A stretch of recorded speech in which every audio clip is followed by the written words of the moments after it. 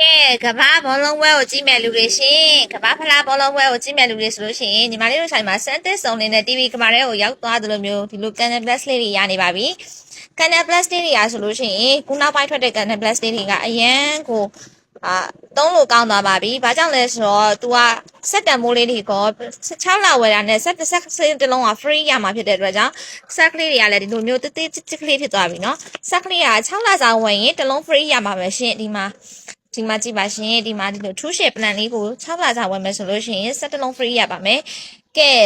လူကြီးမင်းတို့စောင့်မျှော်နေတဲ့အိမ်က TV line တွေအကုန်လုံးကိုကြည့်ကျင်တယ်ဆိုလို့ရှိရင်ညီမလေးတို့ Ever Smile မှာရနေပါပြီကဲ Canal Plus ကိုတက်တိုးကျင်တာပဲဖြစ်ဖြစ် Canal Plus ကိုပထမအဆုံးဝယ်ယူသူ9ဦးကိုဒီမှာဒီလို X လက်ဆောင်ထည့်ပေးပါမယ်ကဲ16လစာနဲ့17လုံးလက်ဆောင်ယူမယ်ဆိုရင်အင်ကြီးတစ်ထည်လက်ဆောင်ထည့်ပေးပါမယ်ရှင် Ever Smile ကိုလှမ်းခဲ့ပါ We love Ever Smile ဝယ်သူတွေရဲ့အပြောင်းက Ever Smile အတွက်ရည်မှန်းချက်ပါကျေးဇူးတင်ပါတယ် Ever Smile ပရိကုန်းကိုလှမ်းခဲ့ပါလို့လည်းဖိတ်ခေါ်